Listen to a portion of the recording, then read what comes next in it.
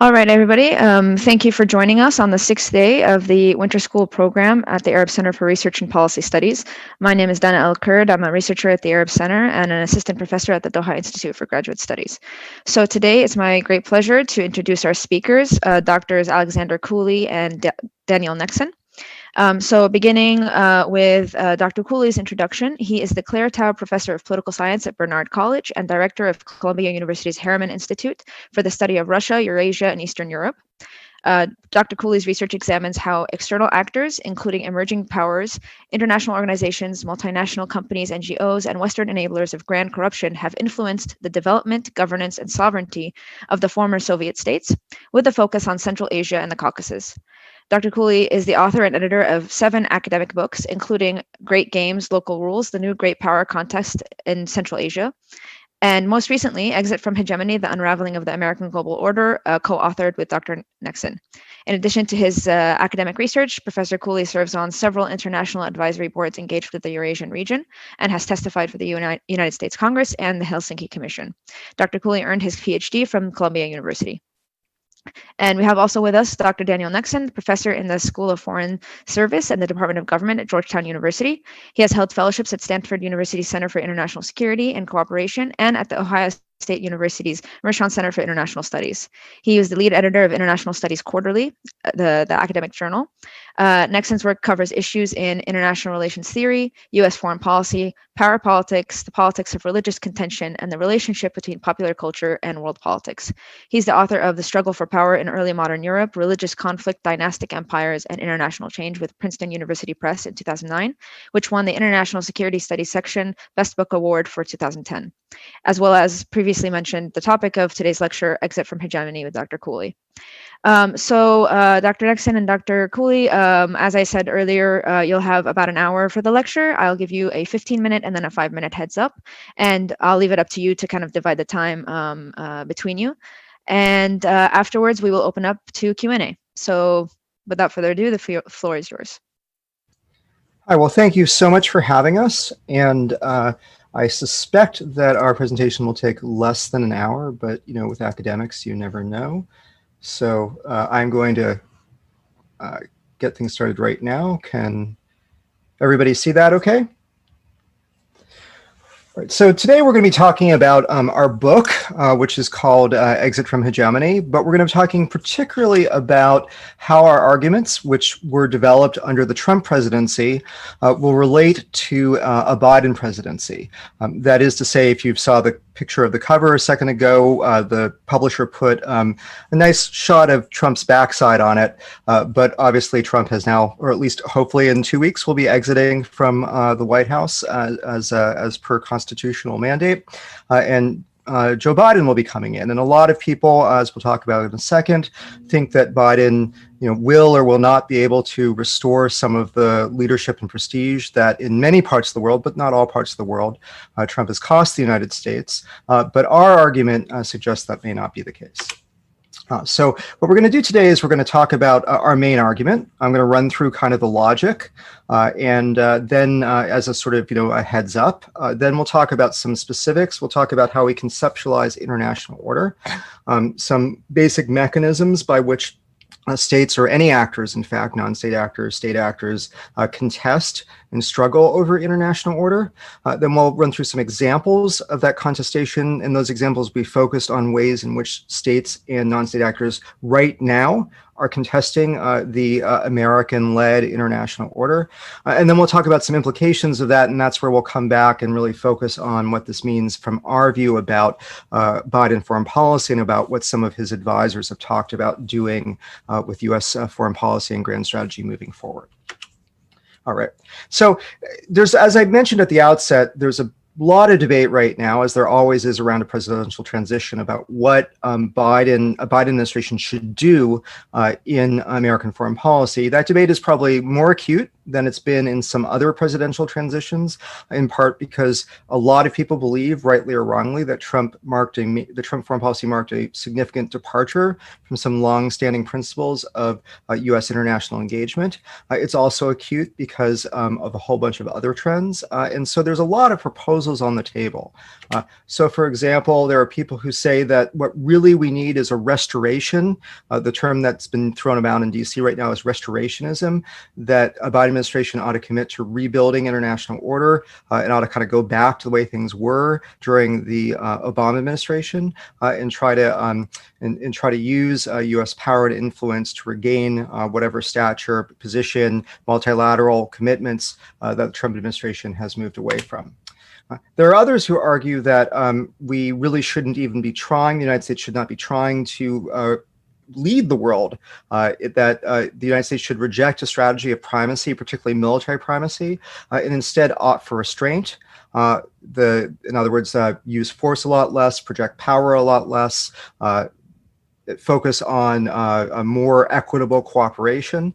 So if you know the work of the Quincy Institute, for example, they're one of the leading centers for now advocating restraint. This is an argument that you see both on the American progressive left, and you also see among American right libertarians. It's been an interesting alliance. You also have people who say that that it shouldn't be really about rebuilding international order. It shouldn't be about restraint either. But the United States needs to be in kind of a conservation or containment mode, where the threats to American leadership posed by the rise of China, rise of other countries, posed by the effects of Trump foreign policy. That the way to deal with that is not to try to expand American order, but to try to kind of double down on what there is now. There are also people who argue that really this is all misguided, that we're entering a second Cold War, that the watchword is great power competition. If you know anything about Trump foreign policy, the 2017 national security strategy used this term, a kind of era of great power competition. It's become a buzzword in DC. In the extreme, some people think that the way we ought to approach this is the United States ought to like really ramp up its defense spending even more, ought to ramp up its foreign aid budget, and really ought to outbid and outspend countries like China in what they view as a intense full spectrum competition for influence in international politics. There are people who sort of say, well, it's kind of like conservation, but really what we need is big reforms. This is of course the Biden tagline for the domestic policy was Build Back Better, but the so-called reformists think the same thing needs to happen at the level of international order. The United States should pursue leadership, but it should pursue leadership under different conditions and ought to really go out there and try to reform things about international order that either fed the sort of Trump foreign policy rejection of it, or that maybe have alienated other states and might help the United States regain some of its position. There are, of course, as always, the offshore balancers, often allied with the restrainers, waiting the wings, who argue that the United States ought to get out of the forward deployment game, ought to really bring a lot of troops home, and ought to let the natural workings of the balance of power enable it to prevent the emergence of regional hegemonies, and that this would be a much better way to run U.S. foreign policy, a much less expensive way to do it, and a way that would allow the United States to focus on really kind of crucial domestic priorities. Our position is somewhat between some of these, right? It's always, you always try to claim to seize the middle ground, but we argue that we need to adjust for a more contentious international order. The United States ought to, in the reformist wing, reform where it can, but fundamentally the United States needs to get used to navigating a more competitive environment and not view that competitive environment as something that has to necessarily win or defeat or sort of triumph in a new Cold War, but just needs to adjust to that kind of environment. Okay, so specifically, what do we argue in the book about dynamics of hegemony and international order? First, we argue that U.S. global hegemony is over, hence we can't reconstruct it, hence we need to navigate a more contentious environment. In fact, that it's the processes of erosion of U.S. hegemony, which have become a hot topic in the last 4 years, those are actually have been going on for a long time. So the process of U.S. hegemonic erosion is not something new. It's not something that began under Trump. It's something that's been happening for well over a decade. that those processes are rooted in power transitions. If you know your hegemonic stability theory, it's essentially a condition under which one dominant power is in relative decline and another one is in a relative rise. And that's, of course, what we see now with the US and China on the economic front. Although more generally, power has been diffusing away from the old transatlantic core of the United States and Europe towards the rest of the world, and that these dynamics are in fact what our, as hegemonic stability theory suggests, are what is driving the erosion of US hegemony, but they are doing so in ways that are not really necessarily viewed that closely, which I'll talk about in a second.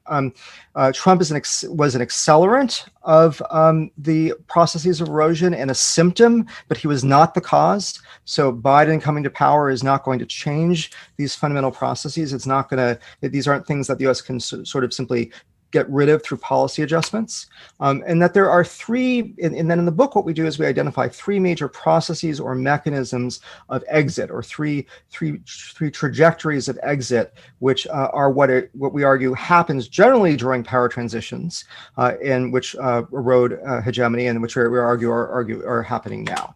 So the first, which are probably the best well known, are great power challenges. We call these exit from above. Other great powers who lose faith or don't want anymore the incumbent actor to be managing international politics, and so they begin to challenge its position and its leadership. There's also, though, what's we think doesn't get enough attention, exit from below. That is, that states that are not great powers, or states that are regional powers but not global great powers, often look at power transitions as an opportunity to advance their preferred visions of international order and to strike better deals for the goods provided by international order, and that those exit from below strategies are well adopted now and are well advanced, and that they're also helping to drive the erosion of incumbent order. And then thirdly, and we think this gets the least attention in the literature, even though it's probably much more important than any of the theoretical traditions recognize, are the emergence of counter-order movements, transnational and subnational groups that reject certain aspects of international order. And we call this exit from within, because a lot of the most important counter-order contention that's happening right now at the transnational or the subnational level is happening within the United States and within Western Europe, the so-called core of the liberal order. Now, one of the key takeaways of our argument, and again, will be much more meaningful for you if you know some of these debates or you know hegemonic stability theory, is that the implosion of a hegemonic order does not require a great power war.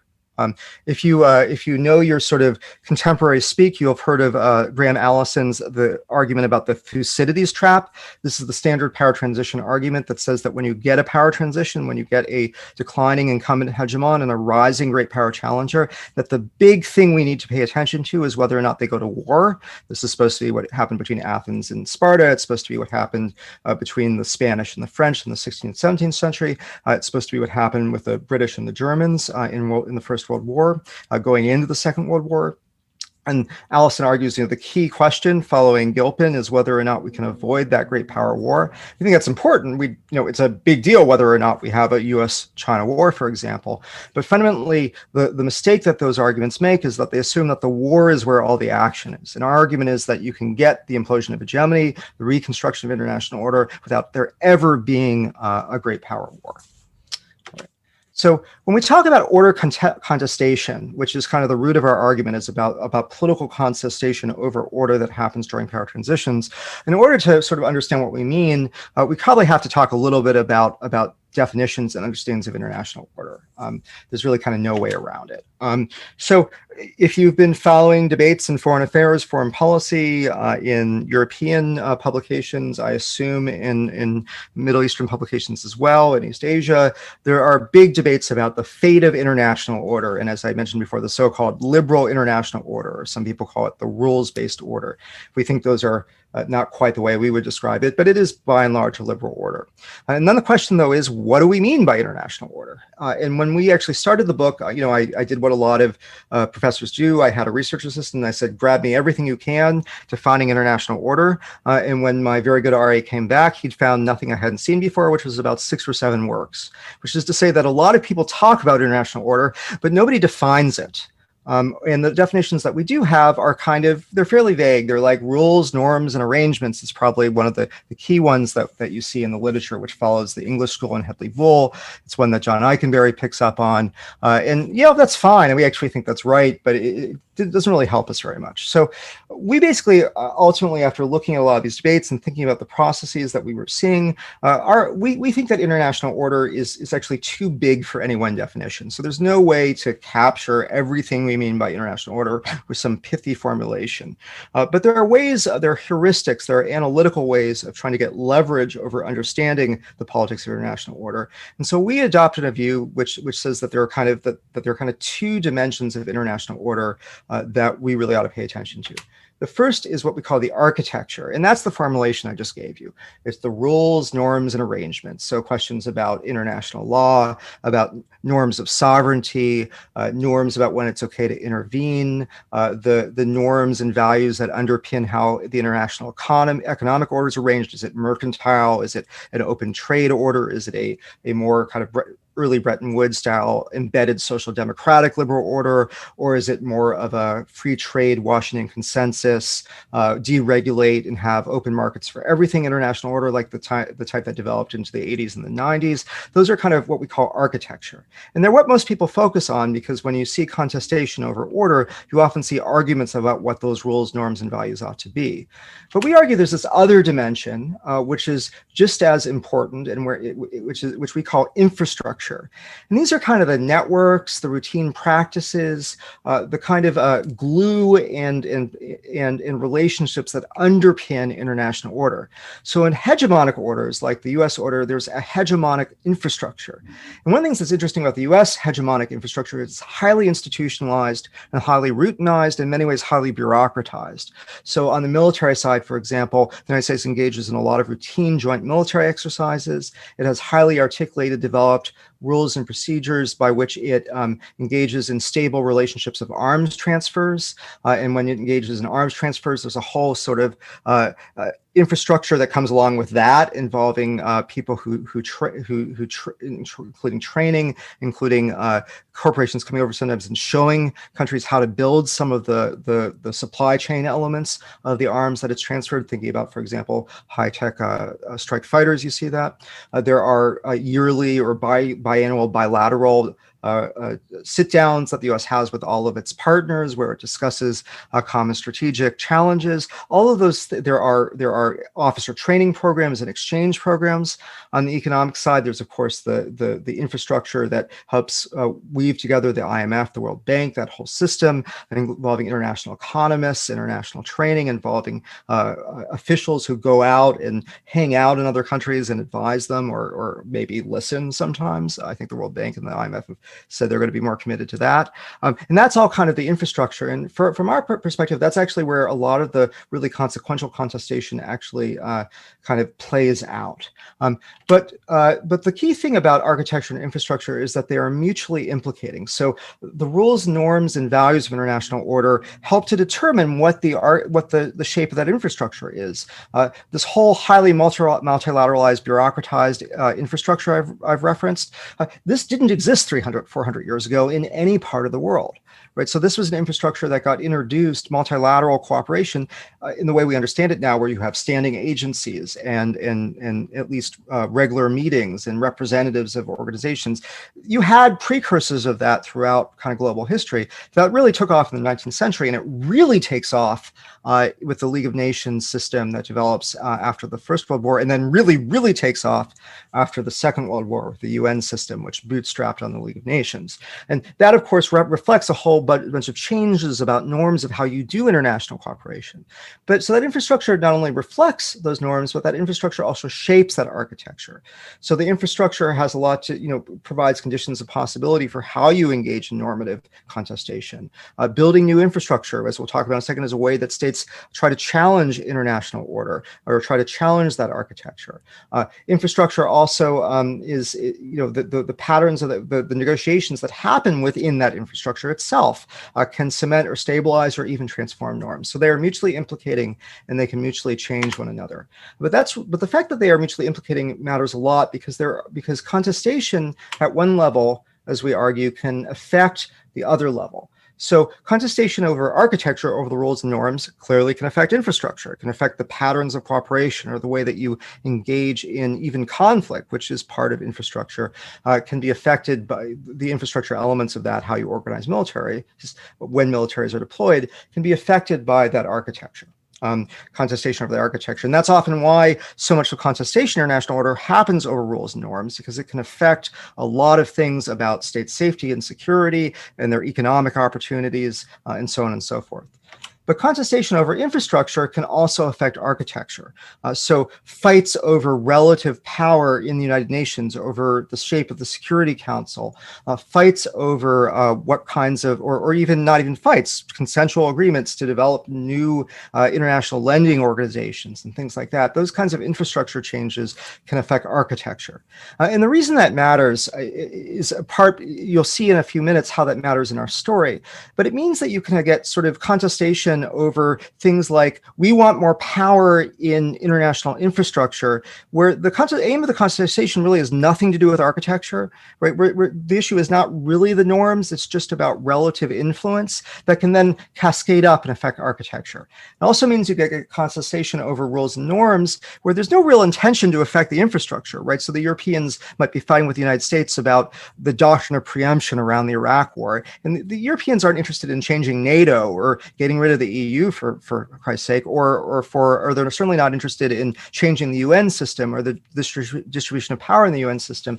But by contesting those norms, those normative aspects of what the US is trying to do, actually it's the US that's just contesting the status quo norms there, but that contestation can then affect infrastructure, right? It can affect the very kinds of mechanisms of US hegemonic ordering if states, for example, start to pull more out of NATO cooperation and things like that. So you can get contestation over levels where there's no intention to affect the other one, but where that happens in consequence. Now, we use an ecology metaphor to talk about international order overall, to talk about sort of the idea that infrastructure and that architecture creates things that are like niches within regional and global orders. It creates different levels of density in the infrastructure or density and convergence in the architecture. So some regions of the world have a lot of institutions, for example, that are cross-cutting, that have different and overlapping functions. Other regions of the world are much sparser in terms of infrastructure of, say, international cooperation. And we argue that creates a kind of something like an ecology, which affects patterns of contestation and affects some of these things we've talked about. So we're using that metaphor. Okay, so you get the sense that there's an architecture and an infrastructure that together form an ecology, and that there's contestation over that. And that contestation happens in all international orders, whether or not there's a power transition. Contestation is ongoing because some states and actors want changes in norms all the time, or want to stabilize norms.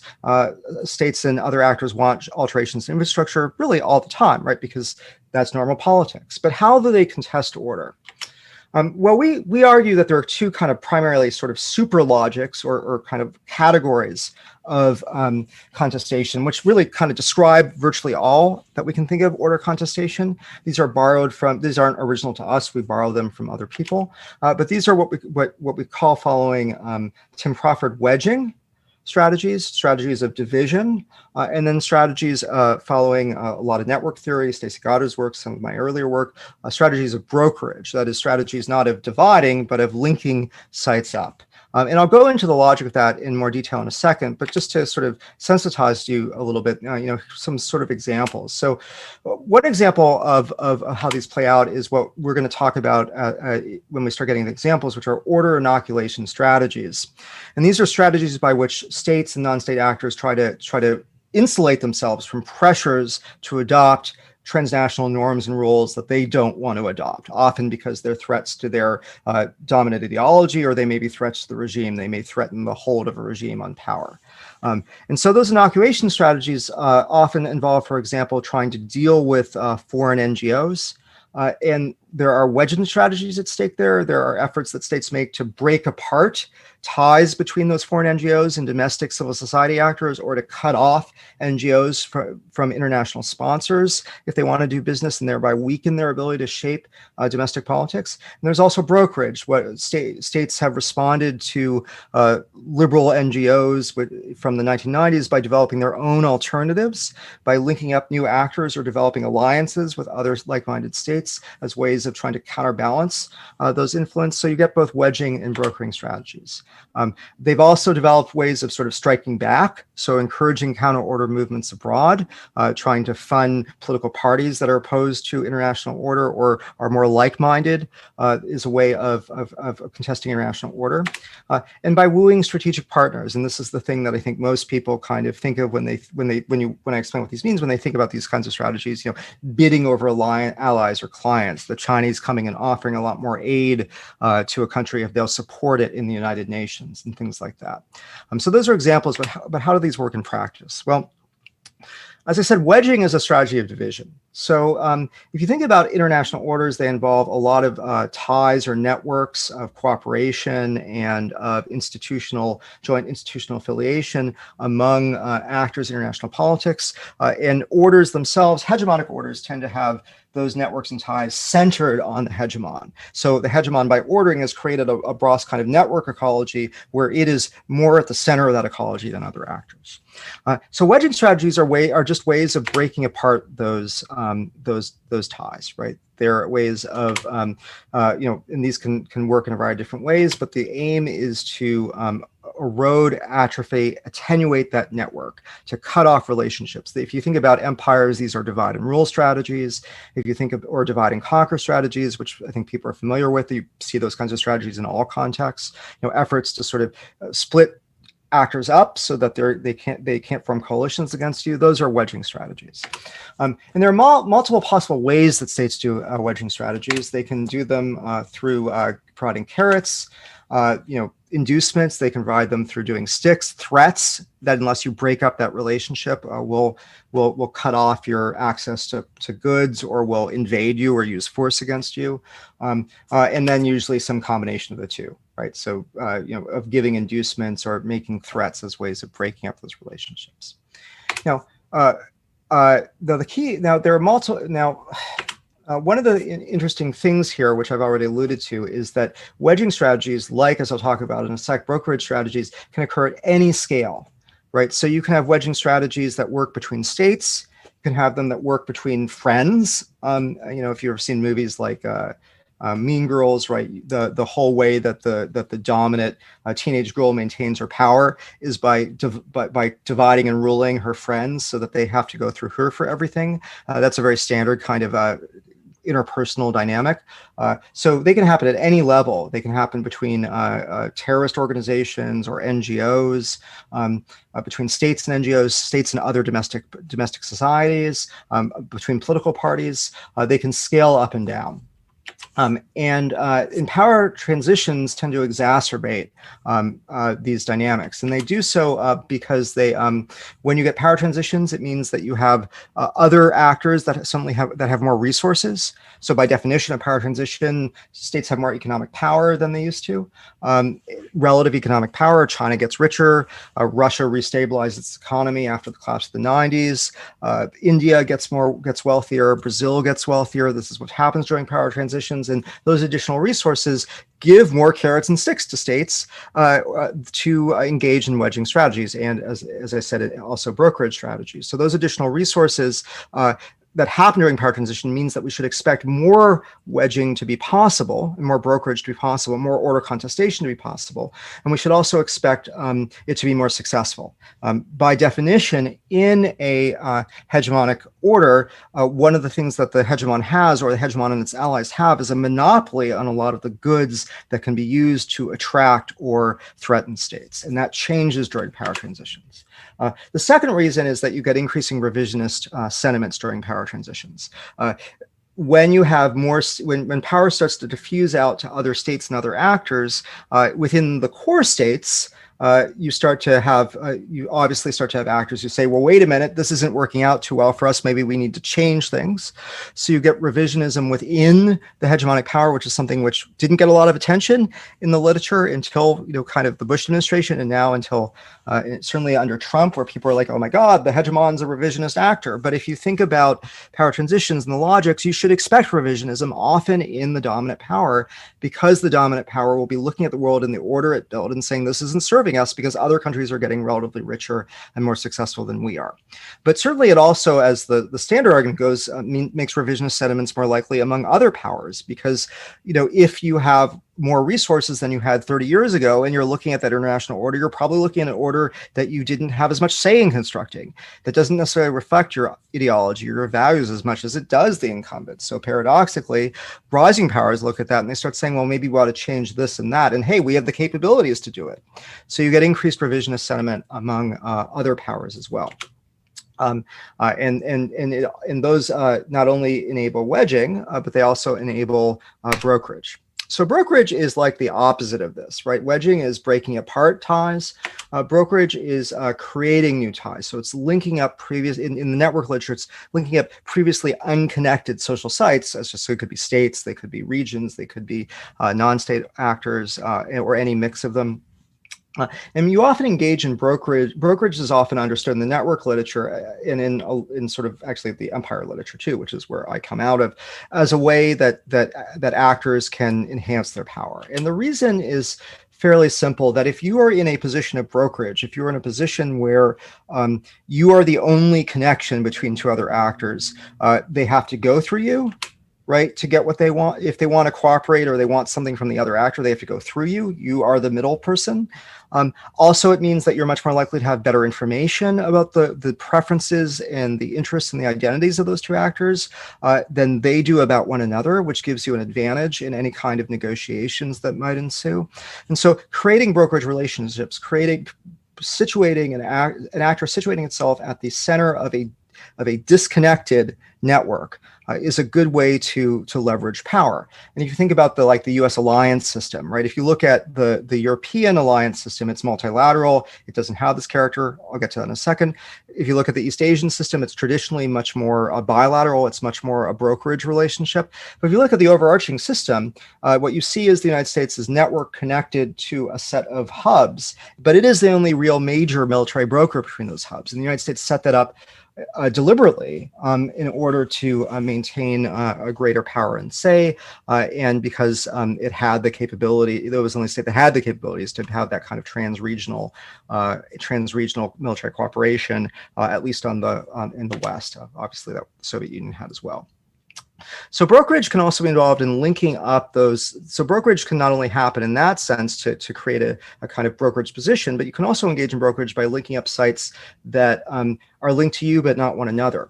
And this is why I mentioned multilateralism before, is that in multilateral strategies of hegemony, you don't leave this this unconnected triad out there. You actually connect all the nodes to one another. And that's one of the distinctive things about multilateralism, even sort of hierarchical, asymmetrical multilateralism versus, say, imperial strategies, which are of hegemony, which are much more focused on divide and conquer. Now, the interesting thing during power transitions is, for the reasons I mentioned before, the fact that other actors suddenly have a lot more resources, you start seeing interesting things going on in brokerage. So what happens is that as the hegemon loses its monopoly on the ability to provide international goods, security guarantees, economic assistance, development assistance, trade, really lucrative trade relationships, other actors suddenly have the capacity to form brokerage ties. Right. So, China goes out and is doing a ton of development strategies and is signing a lot of trade agreements, that sort of thing. And that's a very common kind of dynamic. We saw that in the Iran War period. We saw that before World War I, where Germany in both periods was trying to penetrate into Latin America and actually become an economic hegemon, displace the British and the Americans there. Very common kind of dynamic. What's interesting about that, though, is it reverses the normal thing we think about, where we think about the great power as a broker, because now the states that are the recipients of largesse, right, are getting development assistance or these trade agreements they want, or are getting military aid or military security guarantees. They are now in a position where they are the broker. And so that gives them more possibilities to leverage those relationships, more power in international order. It allows them to exit, right? To basically say, to leave existing international network infrastructure and shift over to a new one, which obviously has big implications for order. Sometimes they just do portfolio diversification, which means, they get aid from more sources, but that means that any of those individual sources have less leverage. In particular, it means that the United States from the 2000s onward has had less leverage because it's not the only game in town. And it means that that they can use the threat of exit, right, to extract concessions. And I'm going to turn it over to Alex in a second, but the thing that I'd really call your attention to here is that, as you probably know, a lot of aid and security guarantees have implicit or explicit conditions, right? So if you want, IMF lending, you have to do some things to your economic system. If you want U.S. military security guarantees, often there are strings attached to that. One of the things that sort of international relations scholars noticed in the 90s was that prior, the assumption was that those conditions didn't work, right? The US or the Soviets would impose a bunch of conditions, but if you actually did the analysis, you found that states weren't really complying with those conditions unless they wanted to. So it looked like aid conditionality wasn't very effective. But all of a sudden in the 1990s, we started to find that conditionality was a lot more effective. And it was actually having big impacts on the way that states were doing domestic politics, were doing domestic institutions. And the reason, it turns out, was precisely because of the emergence of US global hegemony, because the US, along with the Europeans, primarily, there were other actors involved, but primarily, if you wanted like big, high quality development assistance, the IMF and the World Bank were the big games in town. Right? If you wanted security guarantees, the United States was the only one who could provide truly credible security guarantees because it had military primacy.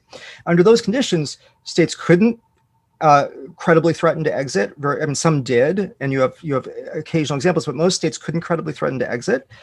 They couldn't diversify their portfolios. They could not leverage alternative suppliers. And so it's not surprising that conditionality started to work. But during power transitions, the exact opposite starts to happen, right? Which is that those processes start to reverse. And that's part of what we're seeing now. And I'm going to hand it over to Alex, who's going to walk you through how this actually plays out in practice. Thanks so much, Alex. Dan. Yeah, thank you, Dana. Thank you to everyone being here. So I'm going to give some of the contemporary empirical examples of a lot of these processes playing out. So Dan mentioned inoculation strategies and countries actively shielding themselves from the influence efforts that they consider to be detrimental, usually for reasons of regime stability and regime security. And this is, in essence, the story that's happened around the world when it comes to pushing back against foreign-funded Western NGOs. This is a slide in Russia of a group called Memorial. It's the longest-standing human rights group in Russia itself. It was branded a foreign agent by a restrictive foreign agent law enacted by the Russian government in 2012. 3 years later, the Russian government passed a law called the Undesirable Organizations Law that actually outright criminalized membership in a number of civil society promoting groups abroad. Now, depending on how you count them, there have been studies. It's between 60 and 70 countries since 2000s have enacted these kinds of inoculation laws against the influence of NGOs, whether it's targeting their funding, targeting their registration, making it very difficult, targeting and banning use of certain technologies like the Ethiopian government, restricting the use of Skype by NGOs. You've seen a process through which these transnational actors that used to spread political liberalism have been curtailed. And this is quite a change from the 1990s, when if you look back to the literature then, the most widely influential book was called Activists Beyond Borders. And the premise of this was that NGOs and the third sector and activists were something in between, or rather beyond governmental power and private corporate power, and that they could actually boomerang around the sovereign power of states. They were more nimble, they could forge coalitions, and they could enact political change by diffusing these universal political values and issues like human rights, gender equality, environmental protections. But the world is very much different now. It turns out you really can ground and limit and restrict activists. Next slide. So, great power contestation story is familiar to most of you, but we want to particularly single out some of the mechanisms and particularly some of the infrastructures of contestation that have been set up by China and Russia. Now, as was mentioned in my intro, a lot of my work tends to focus on Central Asia, post-Soviet Central Asia. And as it turns out, Central Asia is the ground zero for new Russian and Chinese-led regional organizations. So one very prominent vehicle that we've observed over the last 15 years is that these two emerging great powers and others have established a number of new international organizations in regions to structure economic and security relationships. So when you think about Russia establishing the Collective Security Treaty Organization, CSTO, in security affairs to be a counterpart to NATO, or the Eurasian Economic Union to be a counterpart to the European Union so that they can establish primacy in the post-Soviet space. Or when you think about the establishment of the Shanghai Cooperation Organization, really founded by China, Russia's a member too, to promote security cooperation and some public goods provision in Central Asia. These are all examples of new regional organizations that didn't exist before, right? And they are now actively competing in the same ecological space, you want to think of it that way, as groups like the OSCE or NATO's Partnership for Peace did before. And so the densest parts where we see this are in Central Asia and in Southeast Asia, and we have a diagram of this. So that's sort of one aspect of this. On the other hand, you also have outright new bilateral types of initiatives that have ordering and counter-ordering, alternative ordering functions. And the Belt and Road initiative is the prime example of this, right? Where this partnership to spend over $1 trillion in infrastructure spending around the world in partnering countries isn't just about infrastructure. It's about harmonizing technical standards. It's about creating issue linkages and sensitivities to China's concerns in UN votes and domestic matters. It's about locking in patterns of debt and financing that are related with sort of Chinese sort of state entities. So there are a lot of ordering functions embedded in this infrastructure.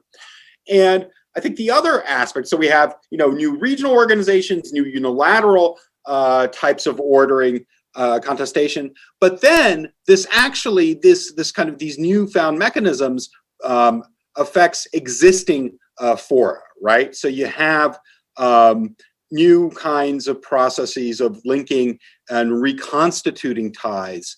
And the map that you see is of the UN Human Rights Council. And this is actually a map of the countries that condemned and then in return supported China's re-education camps in Xinjiang. The green countries are the 22 countries that originally in the UN Human Rights Council criticized China. United States is not part of it because they had withdrawn by the time the vote was taken. But you see, these are the kind of like the core countries of the traditional liberal world order, right? Canada, Western Europe, Scandinavia, Australia, New Zealand, Japan. And so they condemned China for operating these camps in Xinjiang, the sort of forced detention centers. A few weeks later, China mobilizes, initially it's 30 countries, and then in the second wave, it's 52, a group of countries to not only support China's position as an internal matter, but also to affirm China as being an outstanding defender of the UN human rights system. Yeah. And so look at the geographic distribution there. We have countries in Latin America and Africa, Central and South Asia, the Middle East.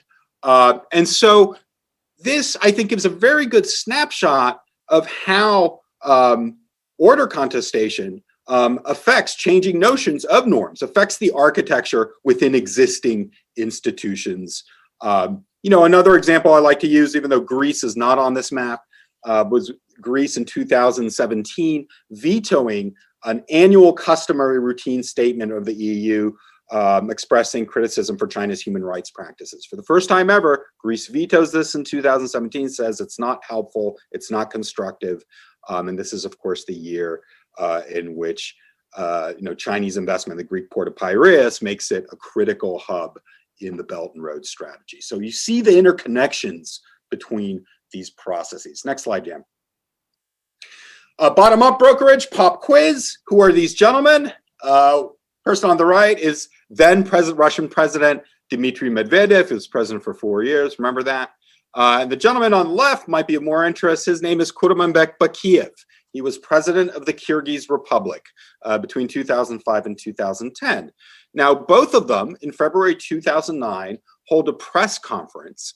And recall, Kyrgyzstan is the site of the most important U.S. military base for the war in Afghanistan. All troops and personnel going to Afghanistan are staged in and out of the Manas base in Bishkek. So in winter 2009, they have a joint press conference, and President Medvedev announces that in the midst of the financial crisis, Russia is going to offer $2 billion emergency aid package of investment and loans to the Kyrgyz Republic. And Mr. Bakiev says, oh, by the way, this US base, it's super unpopular now. The people don't like it. We're going to get rid of it. And the two maintain, oh, one has nothing to do with each other. But of course, Russia had been pressuring the Kyrgyz Republic because it felt as if the base was eroding its own sphere of influence in Central Asia. Had been pressuring the Kyrgyz Republic, the Kyrgyz government, to evict the US. Now, as it turns out, Bakiev is a good bargainer and dealer. Even though Kyrgyzstan's a small state, supposedly a weak state, what he does is he waits for the first 300 million to come in from Russia. Then he turns to the Americans. He does a new deal in which the rent for the base goes from 17 million to 63 million. He renames it a transit center as opposed to a base so that the people are happy. It's all a bit too cute. The Russians are furious. A year later, Bakiev collapses and the Russians pushed him over. So the point here is that not so much in this particular case, the US prevailed, but it had to bargain, it had to bid, and you had a weak state that was actively trying to play suitors one off another. This invoking China and Russia has become now a standard form of statecraft, even for countries not like Kyrgyzstan, even for countries that were once within the orbit of the US hegemonic security system. This is Mr. Duterte, president of the Philippines, who has delved in a lot of invoking both Russia and China as potential economic and economic and security partners. Along with folks like Mr. Erdogan, Mr. Orban, we refer to them in the book as the multipolar populists, right? Rulers who are traditionally have these kind of autocratic leanings and tendencies, and who invoke partnership with China and Russia as part of a growing multipolar world to justify either pushing back against Western conditions or abrogating agreements in the sort of security and economic orbit. In Mr. Duterte's case, he actually canceled the visiting forces agreement that the US was stationing troops there under protest because one of his advisors had been put on a human rights ban list for his role in the war on drugs. He later went on to suspend the cancellation of the VFA. But it's this constant process of playing countries off one another that's become a standard in the area. And then on the right, you see this interesting poll. This was run by Radio Free Europe, Radio Liberty, in 2019. This is a poll of Serbian population. And the question that was posed to them is, who gives the most aid? And 40% of Serbians believe that China is the leading donor in Serbia. And another 15% think it's Russia. And only 18% think that it's the European Union. On the right, who actually gives aid, it's overwhelmingly the European Union. 90% of aid that goes into Serbia is the European Union. So what's going on here? What's going on here is a mix of competing information, sort of, Russian and Chinese news feeds coming in, pointing to or spotlighting projects that they're doing. It's a role of populist politicians who downplay the importance of the EU in Serbia and play up the importance of China and Russia. And in this particular case, the perceptions of multipolar dynamics are more important than the actual reality, right? And I think that's also certainly critical that's happening in power transition. And in fact, you can look at the Ukraine conflict in 2014 as the result of this kind of goods leveraging and this hedging strategy. Essentially, then President Yanukovych was being pressured by the EU to join up to the Eastern Partnership Agreement. President Putin was dangling a number of carrots and sticks, saying him, no, don't sign that. We'll provide you subsidized energy. We'll buy some bonds for you. And when he rejected the EU package in favor of supposedly joining the Eurasian Economic Union led by Russia, then you get the Maidan protests, right, that initiate the conflict. So you can think about the Ukraine conflict really as competition between these two kinds of ordering spheres, European Union on the one hand and Russia's on the other. Let's go next slide.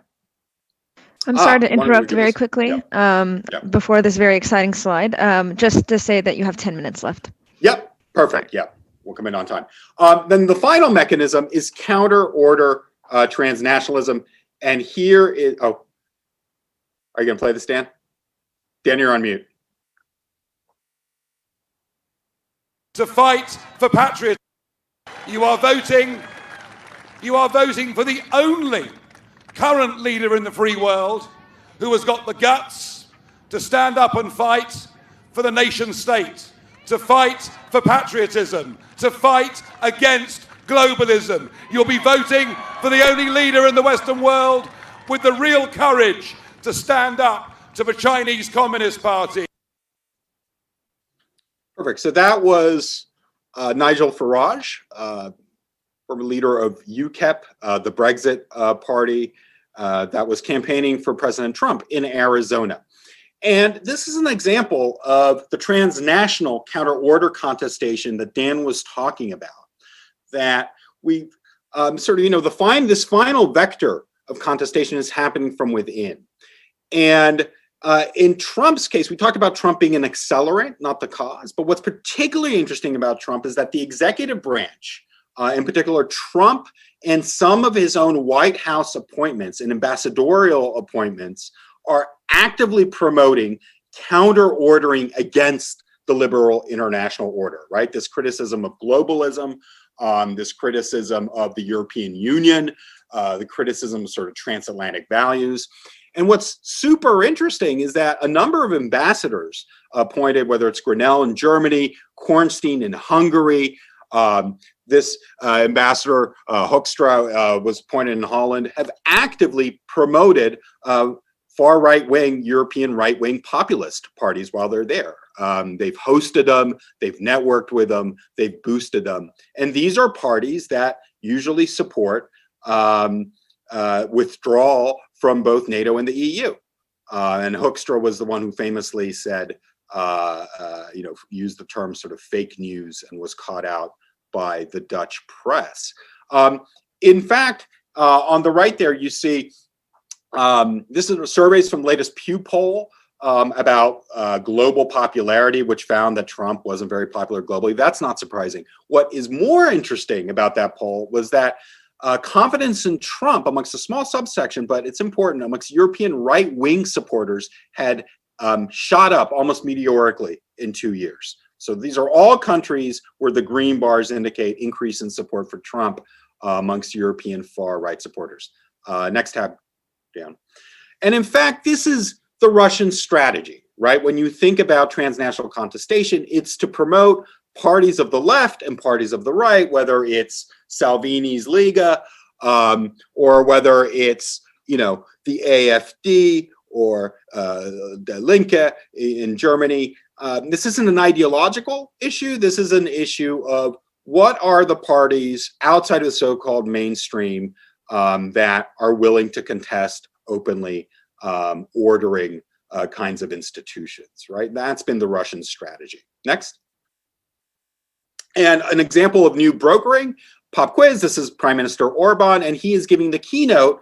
You'll see there, Budapest Family Summit. This is the annual summit of what's called the World Congress of Families. World Congress of Families was founded by two Christian right organizations in the US in the 1990s. In the 2000s, they really teamed up with a bunch of Eurasian networks and Eurasian oligarchs who funded them.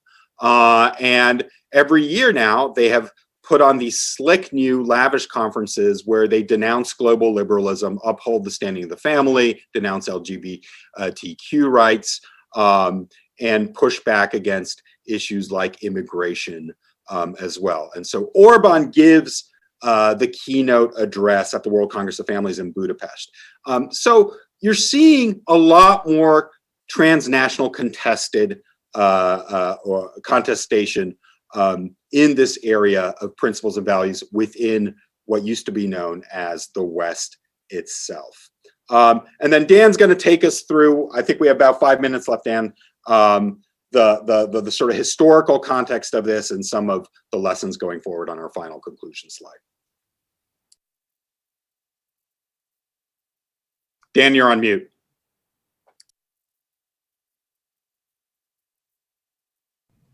Can you hear me now? Okay, so one of the things I wanted to stress at the end of this is that often when we talk about transnational brokerage among and wedging via transnational counter-order movements, is people kind of say, well, so what? You know, it's just some stuff at the margins. And not only do we think that there's really ample evidence that these kinds of relationships, and this is the reason why Russia pursues them, weaken organizations like NATO and the EU and their ability to engage in sort of hegemonic ordering projects or liberal ordering projects in the case of the EU.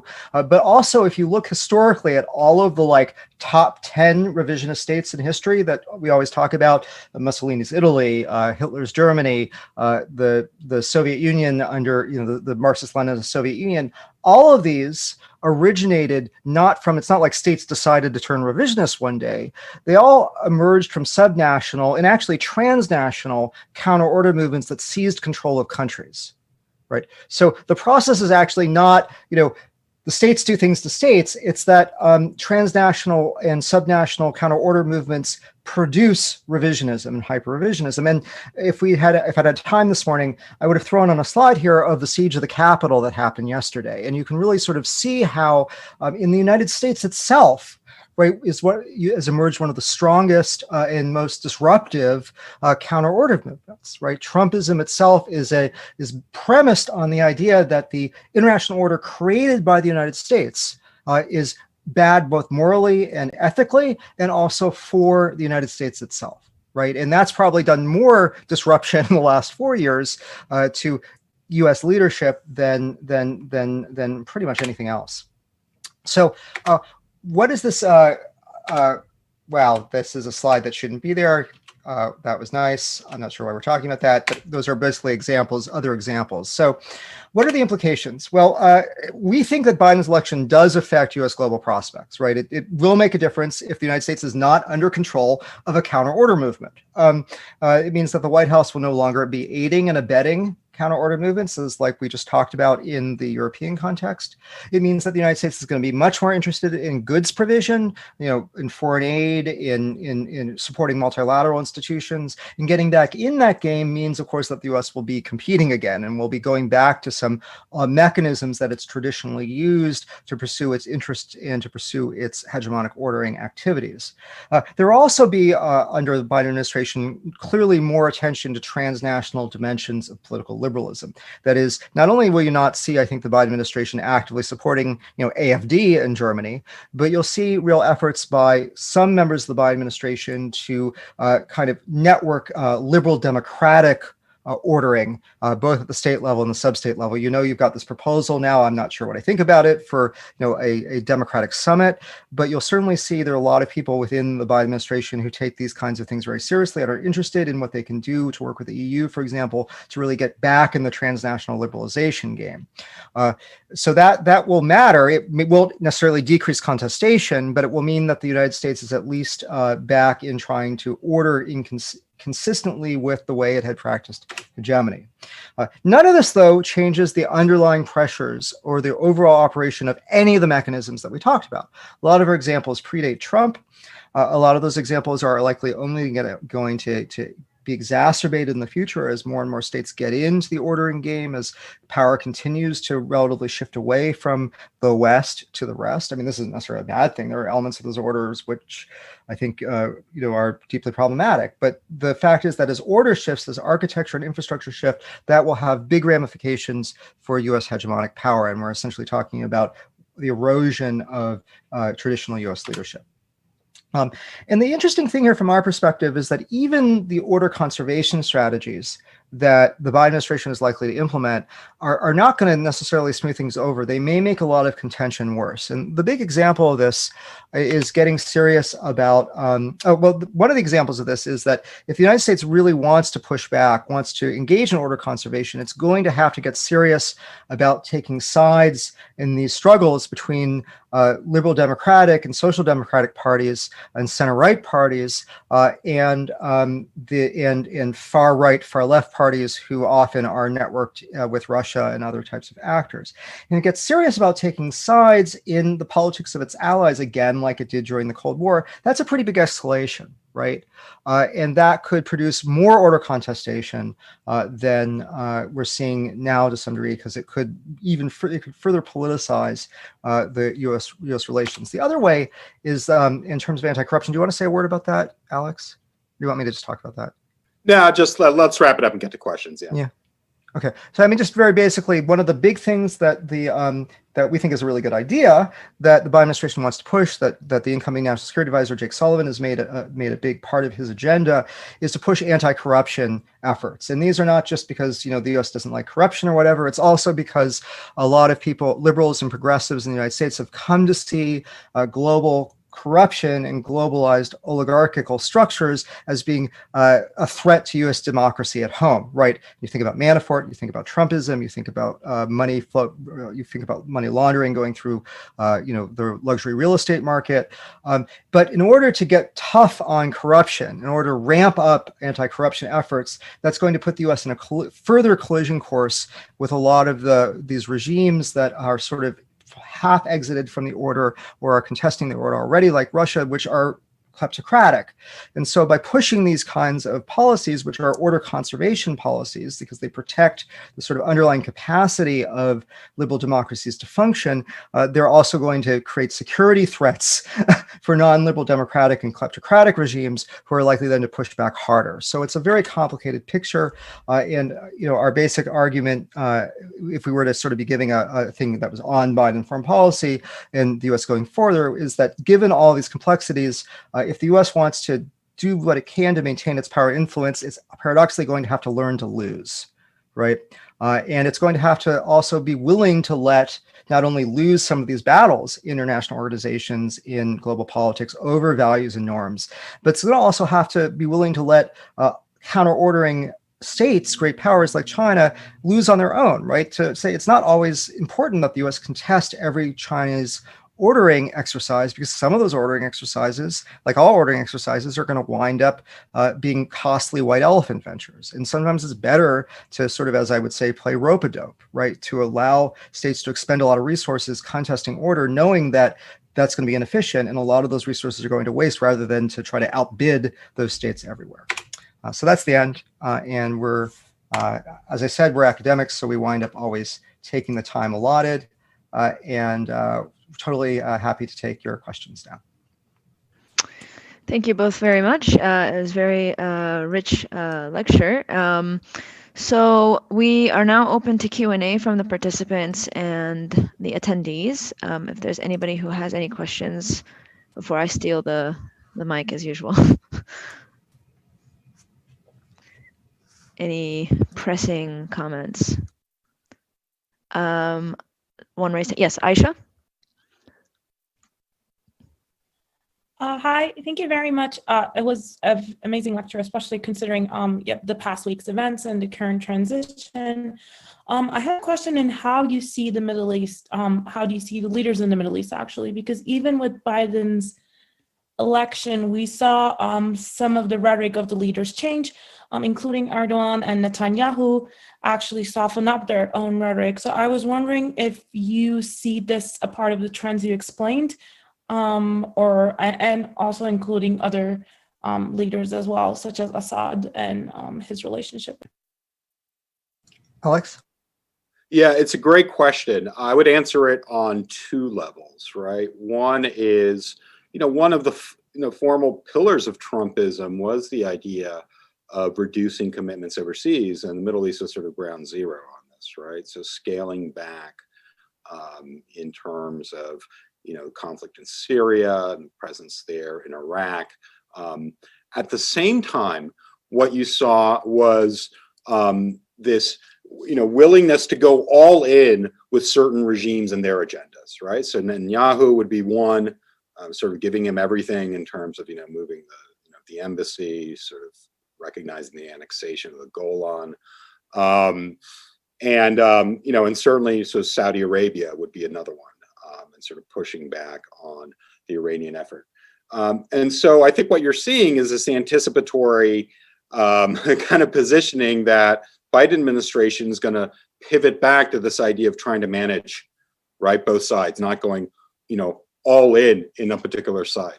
Analytically, I think what's really interesting from the perspective of, foreign policy making was that you could make an argument that Netanyahu had shifted so far to the right that actually he was part of this international illiberal coalition, right? That was actually undermining, the kinds of, liberal principles that traditionally, the U.S. relationship with Israel has been associated with it. I mean, there's, room for debate there, but was overtly doing it. And I think the focus, particularly on the deal making made by the president's son-in-law, right, especially in his relations and dealings with the Gulf, are also something that's going to come out. Sort of the bypassing of, national kinds of agencies, State Department, DOD, and so forth, just to cut these direct deals, with Gulf rulers, I think is going to come under scrutiny. So I think, yeah, it's a preemptive said, we're going to sort of come back to the mean. At the same time, that doesn't change some very basic things that are going on in the world, which is sort of China's increased partnerships in the Middle East, Russia's very kind of, strategic, opportunistic forays. We are not ones who support this line that Russia's somehow this sort of declining power, and so we can completely ignore it. Maybe Russia's declining over near term, but what it's doing in places like Libya, in places like Sudan, where it's just concluded its first basing agreement to set up a naval station in Sudan, are quite important going forward. Now, this doesn't mean, as Dan says, that all of these individual moves have to be countered, but rather the ecology, to use that metaphor again, of the Middle East in terms of great power interactions is much different than it was 20 years ago. Thank you, Dr. Cooley. Aisha, did you have anything else you wanted to say? No, if we have time, I also had another question, but afterwards, I don't want to monopolize any time. No worries. I appreciate that. I think we'll probably be able to come back to you. So, Dr. Ammar, did you have a comment or a question?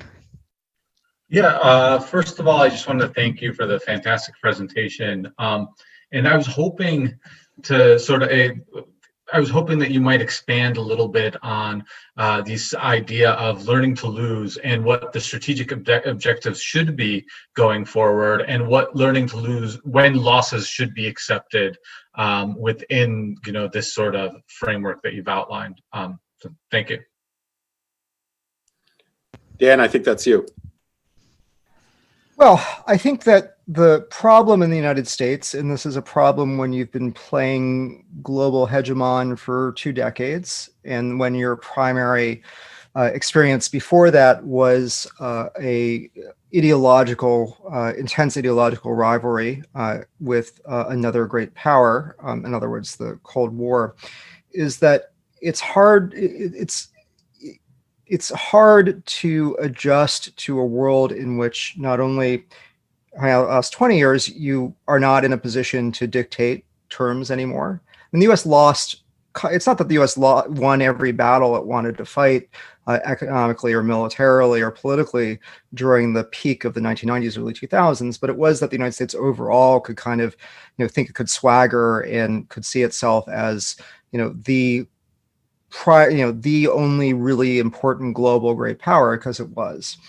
And so under those circumstances, there's a tendency to see every single defeat as evidence of weakness or lack of will, right? If the United States should be able to prevail, so if the United States isn't prevailing, it must be because American policymakers aren't doing it right. They're making bad deals, or they're not exploiting military leverage, or they just don't want it enough.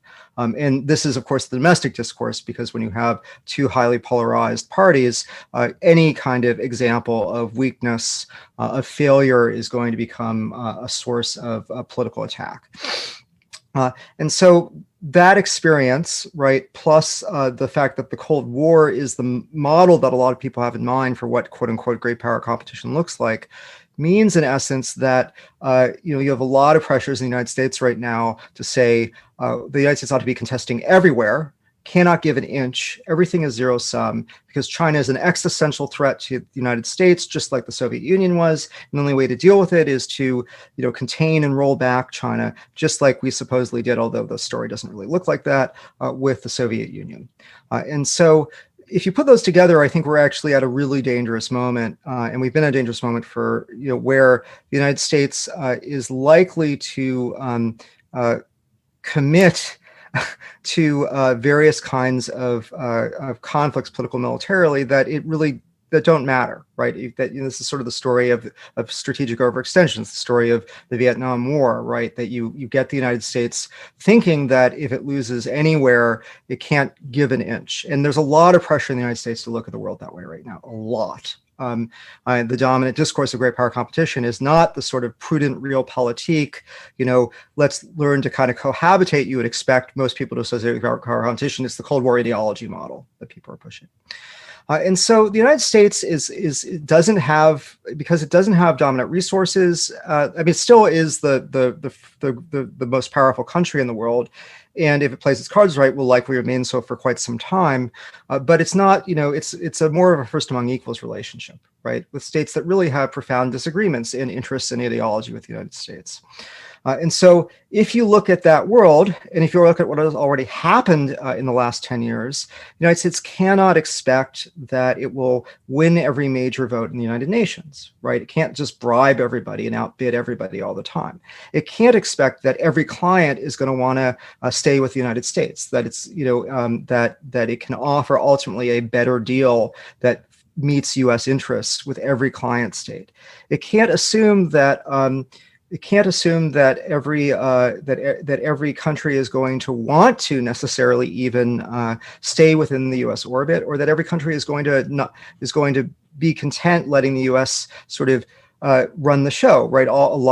Virtually every increasing number of countries in the world have the capacity to threaten exit and to get into bidding wars with the United States. And the United States, so the United States could then try to maximize resources. It could just throw as much money as it could at every client.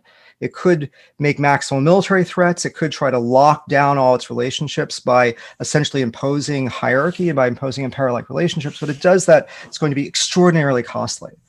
And indeed, I don't think the United States has the relative resources to do that. It does not have as much free money floating around as the Chinese do right now, for example. It does not have as much money to give to, it has regional powers that also can throw a lot of resources at countries, Saudi Arabia, Qatar, in Latin America. Venezuela isn't doing it anymore because its economy has collapsed, but there are other countries that can get in the aid game if they want.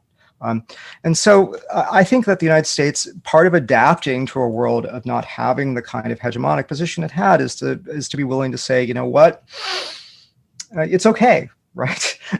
It's okay if an ally defects, right? What we have to make decisions about is what are our crucial alliances that are crucial to our security and crucial to our influence, and not every alliance will be.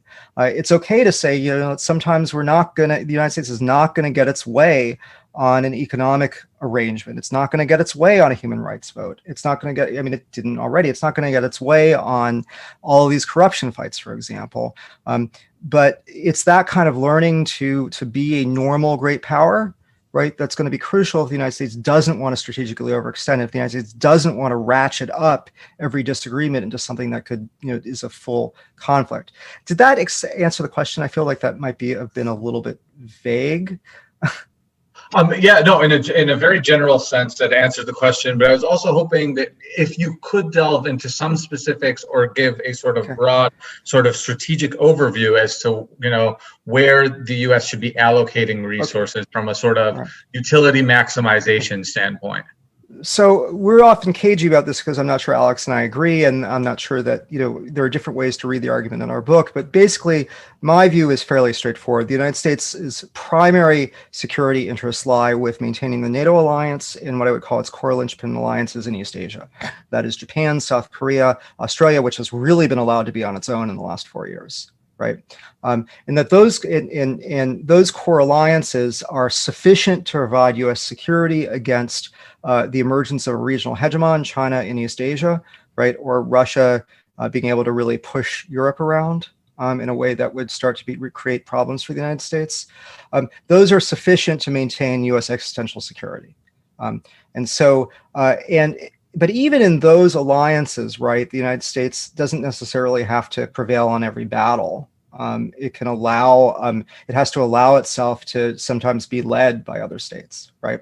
In practice, for example, that means that the United States, I think, ought to be, I think the fact that the European Union has offered this idea of a new grand bargain is a really good thing. And there's a lot that the United States can do to sort of essentially politically and strategically integrate NATO, the EU, and the US in a more triadal relationship that is more robust, right, against future disruptions, and by allowing the Europeans to have more say, giving the Europeans, decreasing some of the pressure on U.S. resources, but also decreasing some of the pressure on the United States to necessarily, as I said, have to win some of those battles. And allowing your core allies to win some of those battles is good for those alliances sometimes. I don't think the United States has, there are some global war on terror issues, but I don't think the United States has crucial strategic relations in Africa where it has to maintain every relationship, for example, right? And that's a good example of where the United States can kind of basically be secure in its own, the United States has some, when it's run by competent leadership, can offer pretty good deals, right? We give good aid. Our aid is lower corruption than other countries' aid, right? It's since we've stopped pushing the Washington Consensus so much, we do things that tend to benefit more people and countries than other aid providers, for example. The US and Europe are much better about providing goods that are public when it does development assistance than private assistance to elites, right? So what the United States has already seen is if it just lets China do its aid policies, those aid policies increase corruption, right? Those aid policies tend to be much more prone to elite capture, right? And countries after a few years, a lot of Chinese aid recipients are getting a little frustrated with this, right? And they're starting to see these as bad deals, right? Or as inferior deals. They're starting to erode Chinese popularity. And it doesn't sit back and let that happen, right? And if you want to come to us and you want to take what we have to offer, fine. If you don't, that's okay too.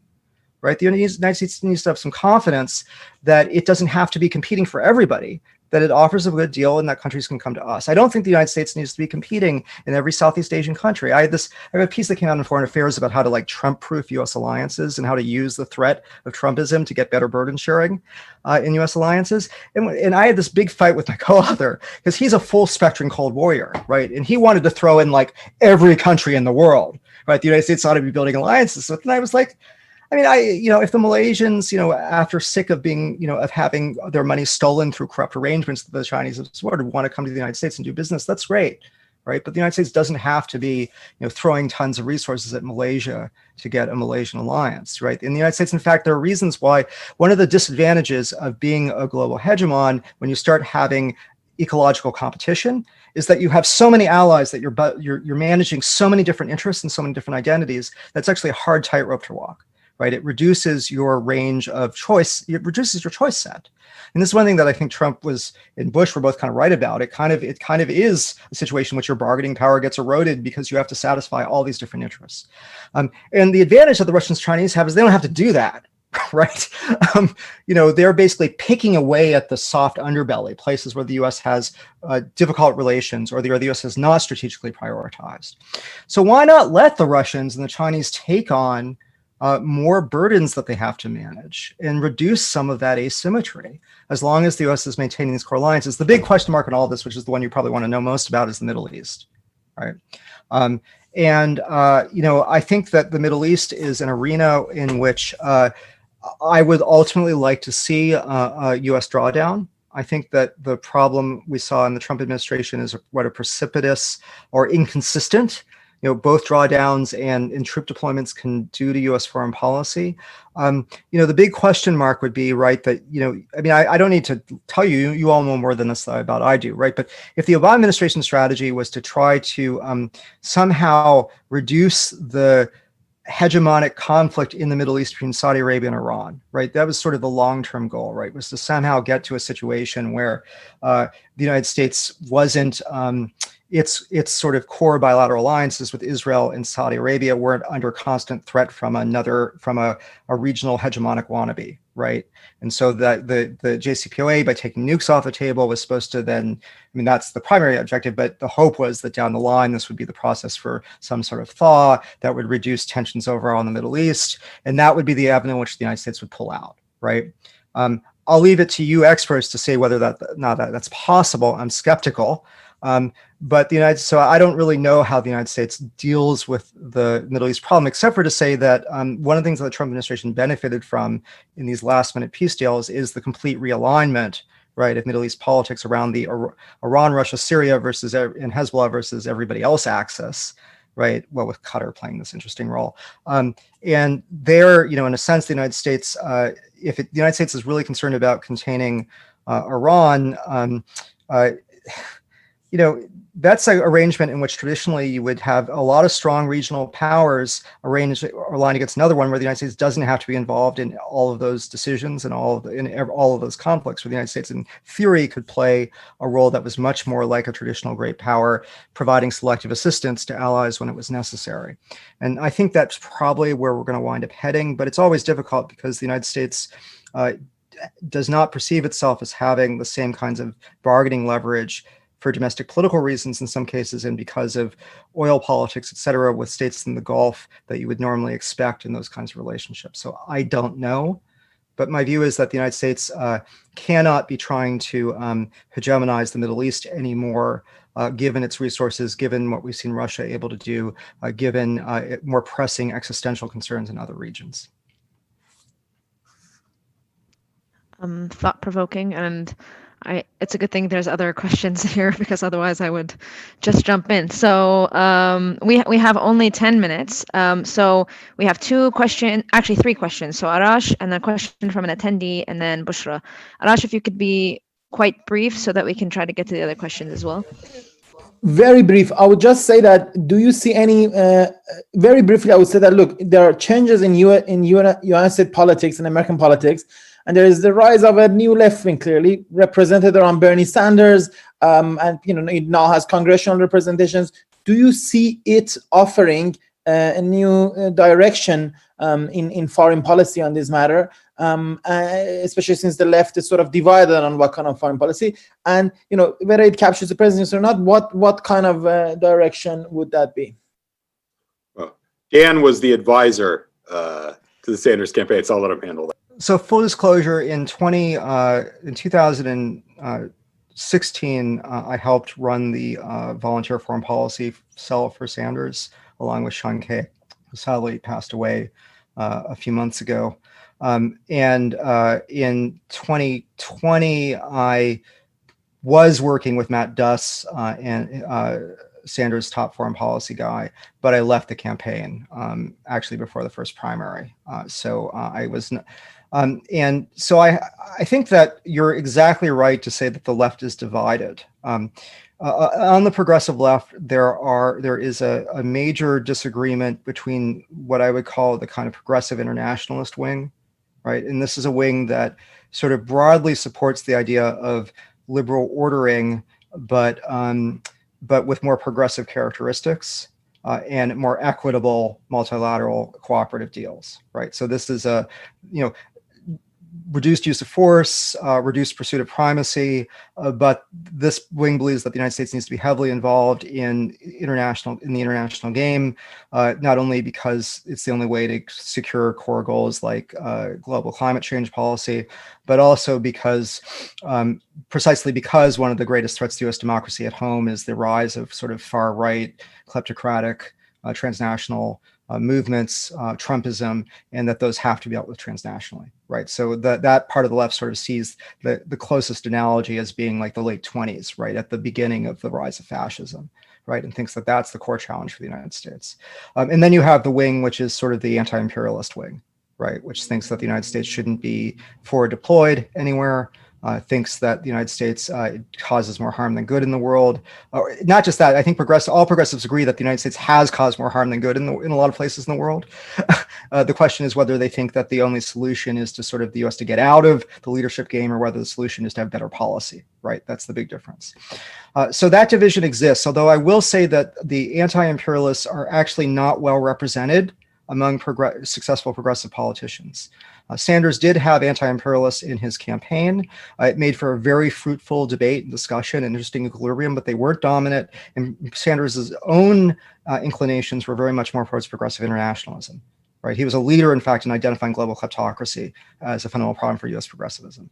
Warren is in the same position, and a lot of the people who are in a lot of the and so I think that I don't think that the anti-imperialist left. I think it makes a lot of noise. I think it can.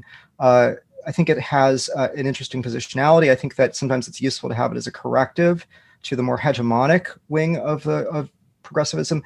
But I don't think it's something that has any electoral shot. I think that they're more vocal on Twitter than they are politically powerful, if you want to put it that way. I also think that it's actually even more problematic because I think a lot of that wing has been compromised, I think, actually by authoritarian regimes like Russia, and it gets extremely complicated there. But so I think that right now I don't see a route for progressives to power that is not in coalition with the center left, right? And so I don't know progressives beyond sort of driving some of the agenda on global kleptocracy, which we have successfully done. I mean, Sullivan's all in on that, right? And that was one of our key policy agendas. And besides perhaps having pressure to oppose the use of force, pressure on things like the Yemen war, which has been a foreign policy priority of progressives, and which I think the Biden administration is going to try to split the difference on. I think that they matter. We matter, and even the anti-imperialist left matters, but I don't think that they're a movement that's likely to gain complete control of U.S. government or even win the presidency anytime soon in an unadulterated form, like without so the example I would give of this is that if Sanders had won in 2016 or 2020, about 50% of the people or more staffing the Sanders administration would have been traditional Democratic foreign policy people. They would have been, it makes a big difference whether Matt Duss is the NSA or Jake Sullivan is the NSA, but still a lot of the people you're drawing on, and all these people know each other, and a lot of them like each other. So it's not as big a difference in practice as you might think. But it does matter, and it is a useful corrective, and I think the pressure needs to be on, for example, for the US to engage in a much less militarized foreign policy. The global left internationally has just not been as successful as the global right. And that's why the Russians back the global right more than they back the global left. And so the big question mark is there a basis for international class solidarity of the type that you saw in the 20s, an ideological basis and a material basis for it to form the kind of movement that Sanders wants? And right now it just hasn't happened. But politically it could happen. If that does happen, then everything I've said is wrong, right? Then the game changes fundamentally.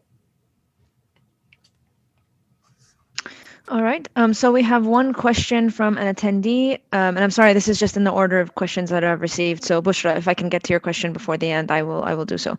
Wajd Bashara asks, thanks for this great lecture. To what extent do you think the transnational counter-order contention that's been happening, I imagine she's referencing your lecture, challenges Fukuyama's idea on the end of history? Well, I'll take the sort of, marker image of the beginning of the end of history was, pictures of people on top of the Berlin Wall and that falling. And then you can look at the pictures from the US Capitol yesterday, right? I mean, I think, very honestly, what we saw, and what we let me give actually an analytical answer to this, because we talk about it in the book. What we thought was going to happen in the absence of alternative ordering mechanisms was that the three main pillars of liberal order would all reinforce each other, right? And as we point them in the book, these are, political liberalism and democracy, economic openness, right, and intergovernmentalism, and that these would all be mutually reinforcing, mutually constitutive even. You can get into political science literature in the 1990s that talked about the democratizing nature of regional organizations. And this is what Tom Wright refers to as the convergence wager, right?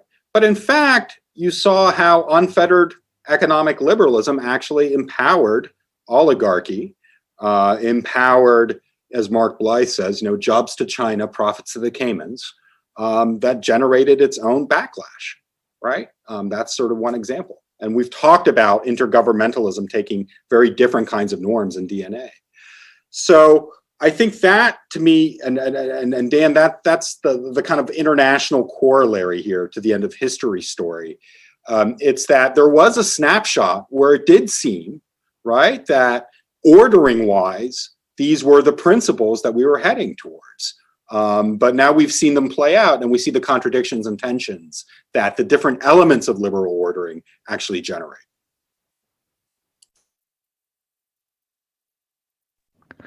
Thanks, Dr. Cooley. So we technically only have 2 minutes left, and we have a number of questions I'm getting in my WhatsApp as well as on with the participants. So let's go ahead with Bushra, and then if there is the inclination from our speakers to maybe add another 5 minutes, we can do that. So Bushra, go ahead. Sure. I was just going to say I can stay as long as you want. So. Oh, I appreciate it. Thank you. Bushra? Thank you for the lecture, professors. I'm an international relations student and interested in power transition theories. And during this time, I always have difficulty to think about how as the economic system will look like in the case of the decline of US hegemony, because we're using US dollars as world currency. And this is the main economic supremacy of the US in the world as a world power. So I'd like to hear more about your predictions about the alternative economic dynamics. Thank you. Yeah, I mean, I think dollar diplomacy is a kind of a big kind of challenge to the nature of our argument, right? That even in this time of crisis, you saw sort of a flight back to the dollar. And there's a lot to that, right? Especially sort of in crisis times. At the same time, in some ways, dollar diplomacy is a lagging indicator of some of the effects that we've talked about. So let me give you the example of targeted sanctions, right? Which was something that interests me. What you've seen is the growth in the use of sanctions, because they're a really powerful tool. This idea that you cut off transactions for companies or individuals, and once you cut off access to the U.S. financial system and make their activity illegal, it's an incredibly powerful motivator. Just look at the arguments now about Nord Stream 2, companies backing out of that deal, as well as sort of the individuals involved. The problem, though, is that over time, once you start overusing this, you start getting institutional innovation, right? Of how to boomerang around, right? How to actually, create third-party mediating entities to facilitate things like oil cells or cells of sort of banned technology. And so there's a sense that the sanctioning sanctioning in and of itself is going to create dollar system workarounds. The other thing I would say on this is that, these schemes are still out there, right? We're not replacing SWIFT overnight. If it were that easy, it would have been done. But for example, Chinese-Russian discussions are far more advanced now than they were 2 years ago, right? This used to be a Russian obsession and concern, and the Chinese would say, yes, that's nice. Now, in their track 2 dialogues, these are serious issues that they're talking about, like how to go about doing it. So, yes, this is the ultimate sort of hegemon's prerogative. Again, sort of access to the Fed is absolutely critical. But there's also, if you look sort of carefully at the agreement, sort of the Chinese sort of central bank also concluded, they're quite significant, especially over the last couple of years. So with countries like South Korea and Brazil drawing upon both types of facilities. I think dollarization is probably the strongest argument against what we're saying, but I do think we're in the middle of seeing significant changes there too. I just want to say two things here, which is that the two crucial works, I think, to get at this, if you're not familiar with them, you may be. Carla Norloff's work, obviously, in which she shows, and this is important to our argument, she shows that the United States was able to kind of relock an economic hegemony after the collapse of the Bretton Woods system by threatening to withdraw club goods, essentially. Right. So it was the United States was able to use its military security provisions, for example, to get dollarization of the oil markets, et cetera. And the United States was able to do that because a lot of states couldn't exit the US alliance system because the only alternative was the Soviet Union, right, which was not an alternative for them. So the question is, in an environment where it was more fluid and, the other side isn't asking you to have a communist regime that you don't want, can the United States has less of that kind of coercive threat to maintain dollar hegemony? And so that's why these political balancing acts become more important.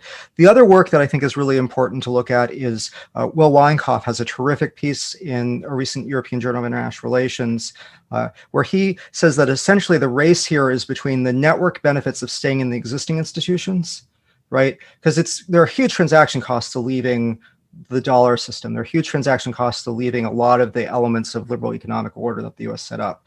But it's in those transactions, so because it's expensive to set up these new arrangements, you kind of, all things being equal, don't want to jump ship to them. But if the U.S. makes things intolerable to stay in them, then at some point the cost and benefits cross, right? And so that's the key thing we have right now. It's that race. Right. And this is one of the ways in which the United States does have agency, not in ending its, not in maintaining, going back to the 90s or the early 2000s, but in how powerful of a great power it wants to be in terms of how able it is to keep those costs keep those benefits, those costs high enough that the U.S. is getting leverage out of it, right? But not so high that states want to jump ship. And as Alex has said, in the dollarization realm, it looks like we may have been pushing that far too far, right? And the Biden administration will hopefully readjust some of that. But there are other contradictions there with, say, things like taking on global corruption, which are going to require more use of sanctions, which, so. All right, thanks. I imagine this might be the last question, unless somebody else has something. I received a question from Dr. Abdul Wahab Al-Afandi.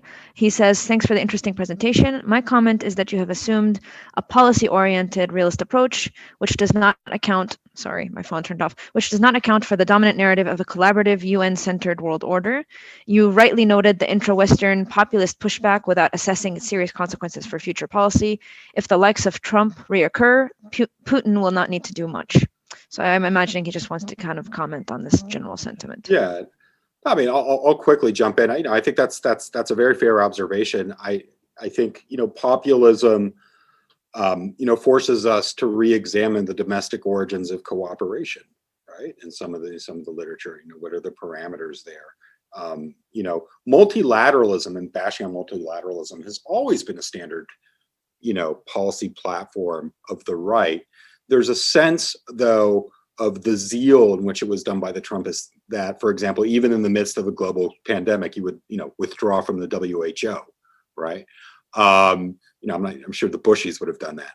But analytically, I think the point is the context are very different, the international context for this sort of the domestic move. It used to be that if the US withdrew from an international organization, that organization was done. It was useless.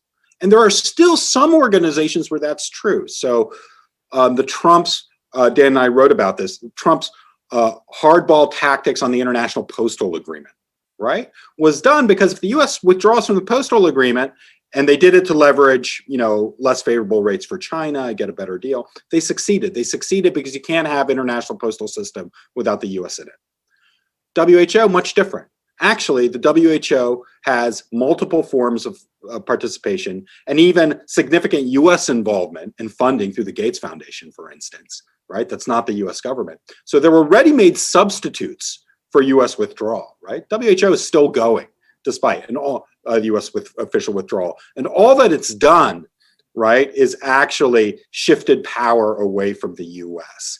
So I think that the changing ordering context that we're talking about is critical for assessing, whether these kinds of domestic pressures are used strategically, whether they can succeed or not, really depends on the nature of the issue in the organization.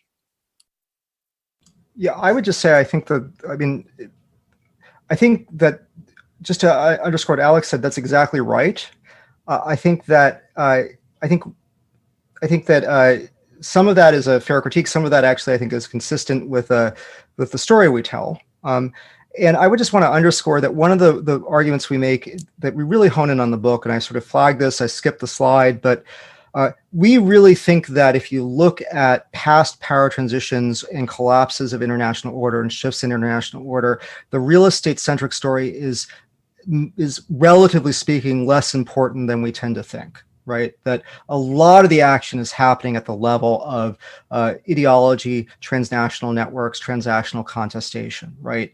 That is domestic, that is both in domestic sites and in transnational and international sites. So if you look at, this is, if you just go through it, right? I wrote my first book on the sort of Spanish hegemony, and my argument was all about how transnational religious contention drove everything, right? About what we think of as Spanish overextension is a consequence of the Dutch Revolt. Why does the Dutch Revolt have such traction? It's because of international Calvinist networks that are supporting the uprising there.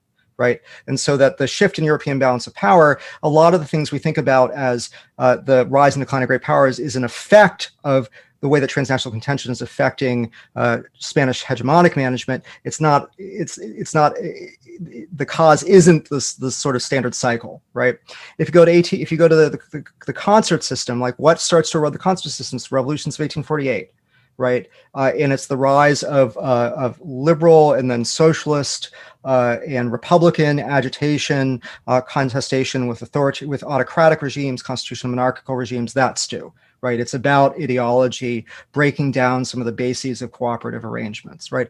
If you go to the biggest, most consequential transformation in international order the last 100 years, which is the collapse of European colonial empires, right?